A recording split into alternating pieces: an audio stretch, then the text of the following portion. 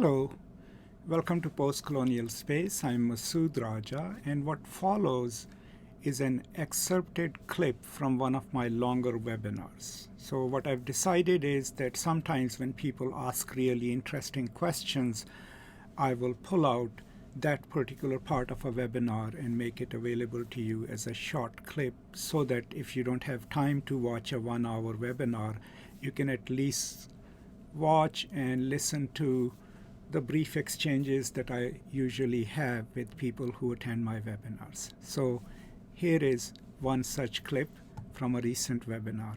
I hope you enjoy it. So you already know through my recorded video about what I think about the novel and the background, right? But just to kind of re-articulate it, remember that this was a very well thought out, planned novel. Okay, this was a novel from a young African writer who had read his Western canon, especially Heart of Darkness, and who wanted to tell an African story set in Africa, a story in which Africans are not just mere appendages or silent characters, a story that shows parts of the African culture itself, in this case, the Igbo culture, and then a story that is complex, right? Which doesn't give us simplified, noble characters, but gives us complex characters, gives us the psychology behind their behaviors, right?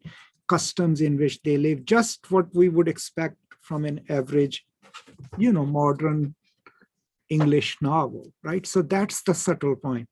Now, keep in mind that Achebe is from that school of African writing, and you all know it because we read about these things.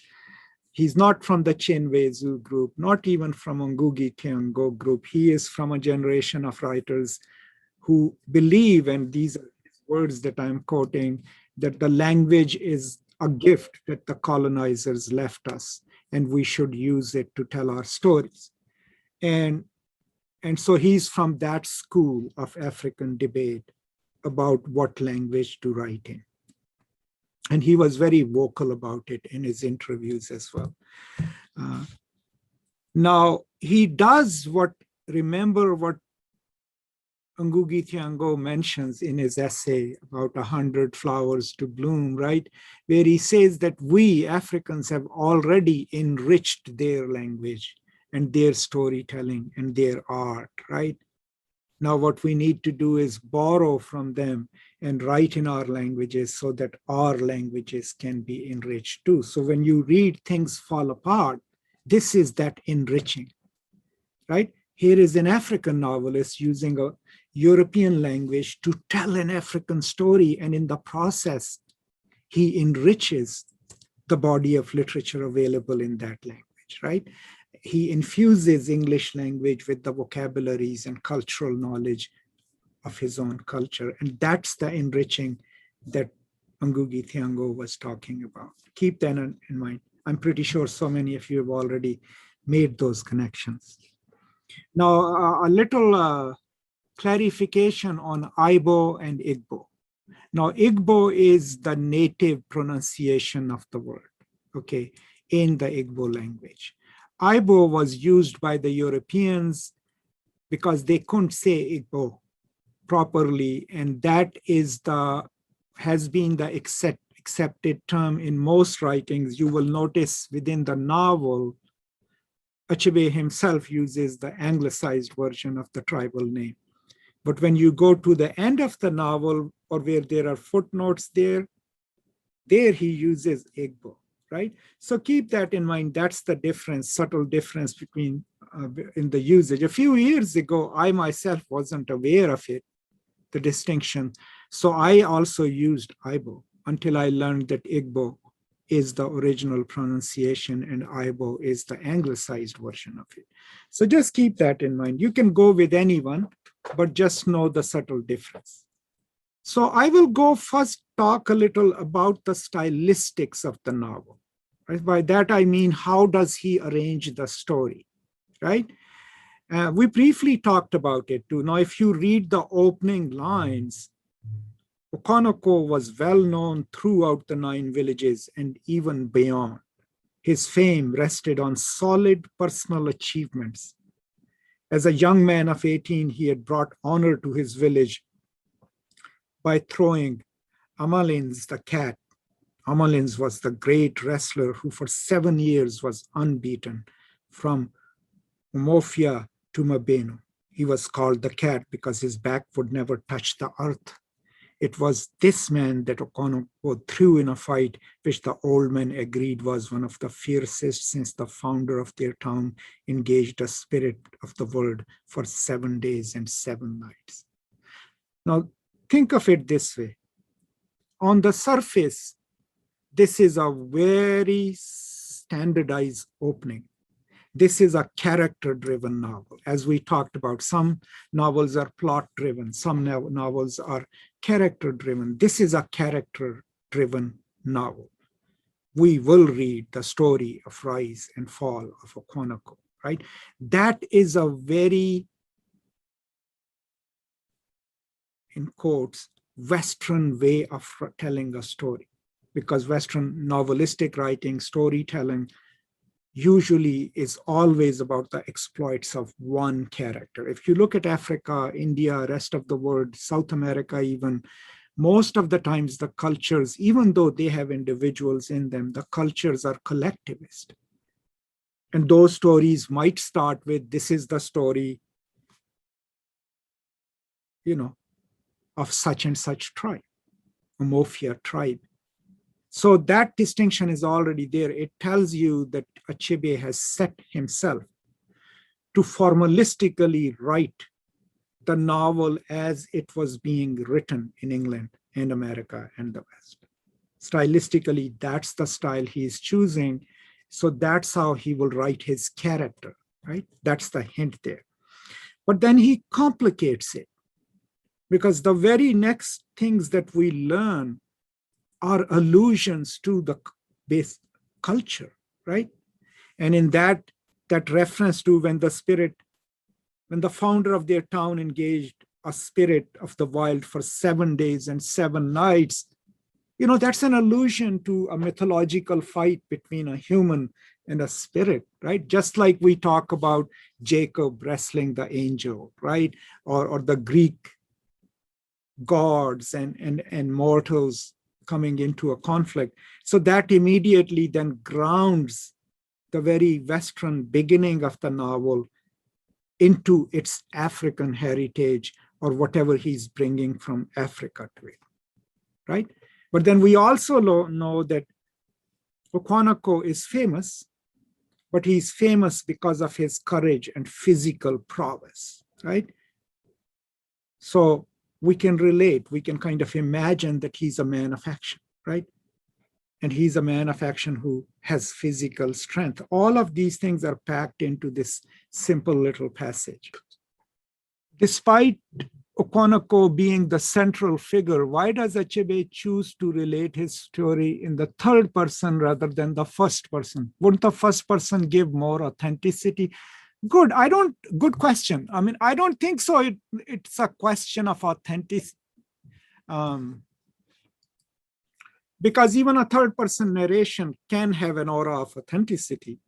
And all first person narrations are usually not considered authentic. Actually, if you go by literary critics, most first person narrations in the modern novel, we are trained to be suspect of them. We feel, we are asking ourselves, can I trust this narrator or not? So I don't know what his technical reasons would be, but stylistically, we get this third person narration, so it kind of focuses us not just on Okonoko, but because of the third person narration, we don't see the world from Okonoko's eyes, because that would be a very complicated story, because then we will experience everything from his point of view, right? But because of the third person narration, the narrator has the option of also giving us additional information, cultural, referential, and other. So we don't just experience the story from Okonoko's point of view. And I think that's crucial to have that room for the author in a story like this. I would say that initially, since he's writing a response and he wants to tell an African story, his audience is where the novel is being published. So his audience is the British reader and the American reader and the Western reader. And then maybe some people in his own country who can read English. But intended audience, in my view, is a Western audience. It is not a proffering of a story, but it is an offering of a story. I will tell you a story of Africa. You all have been reading stories of Africa, but I will tell you a story of Africa told deftly with a complex character and a complex plot. So that's, I think, who his audience is. But important thing in cross-cultural fiction is that most of the times, the African authors or Asian authors will create characters, but since they have the burden of introducing the reader to the local customs and local ways of thinking, what they do is they don't try to fictionalize the customs. So that if a reader reads a story, he or she knows that they are reading about fictional characters, but if there is a custom invoked or a proverb mentioned, they know that that actually exists in that culture, because otherwise the narration would be too layered and people will not get the sense of what part of it is factual from actual history or actual belief system of this tribe and what part of it has been invented. So I think that's a good thing to keep in mind. Now, here is like what happens in first 5 chapters, right? We are given sort of a backstory of Okonoko, right?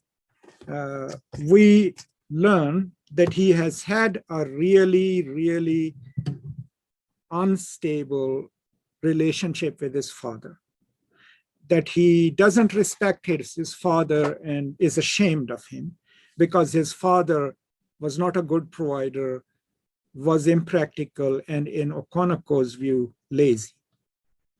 So we immediately learn through different places in these 5 chapters that one legacy that Okonoko is trying to undo is that he be equated with his father.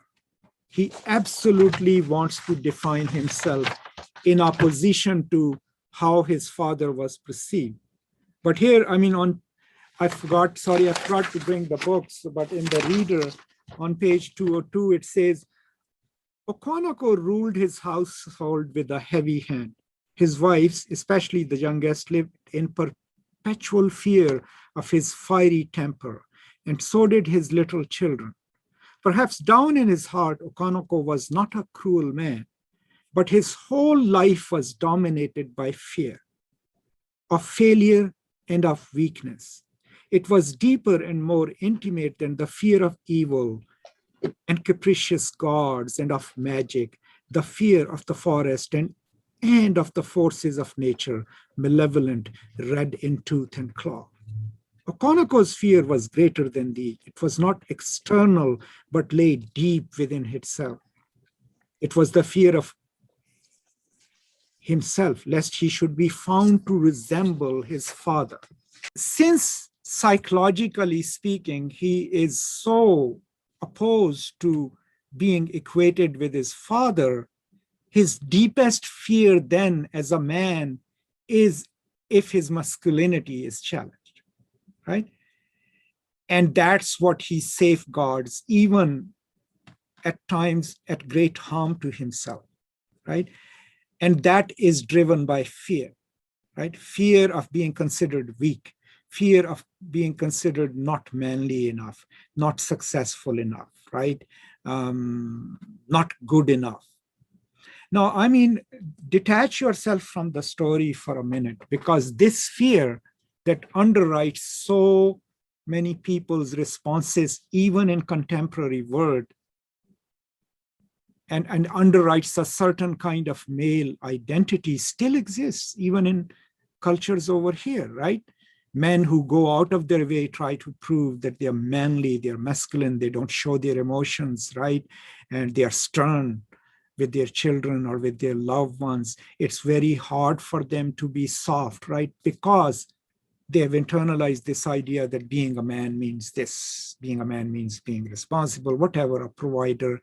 It's the same thing at play, but it's on a deeper psychological level because he's defining himself in opposition to how he sees his father, how his father was socially perceived and socially treated.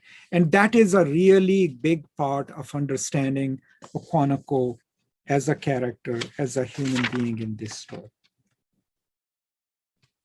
Okay. Then, since we are talking about the stylistic, interspersed throughout the story are Igbo proverbs, right? Now, you can read through them. They're usually self-sufficient. They usually explain themselves because they are always invoked in the context.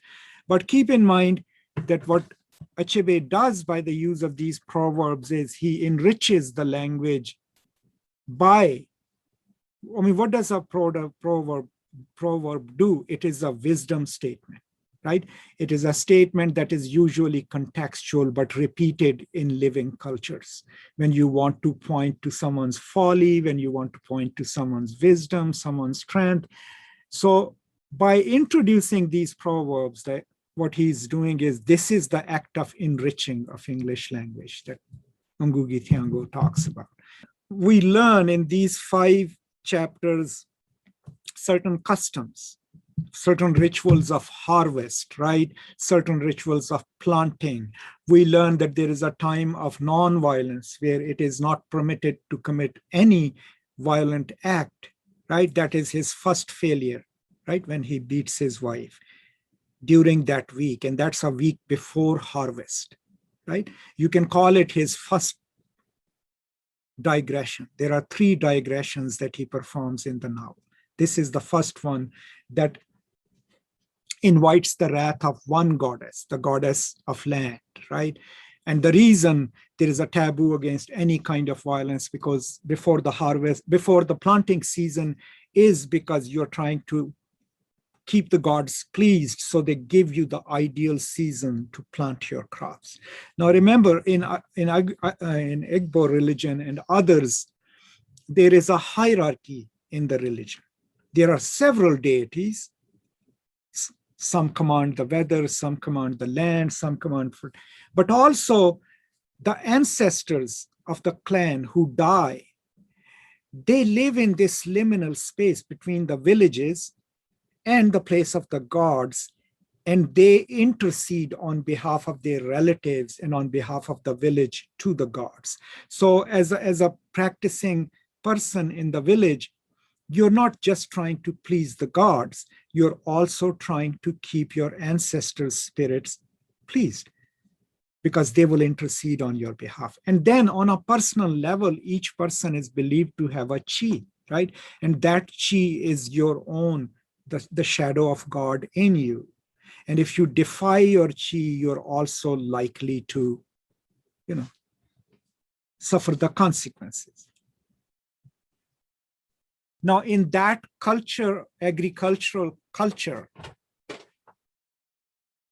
labor is engendered. There are certain things that only women do.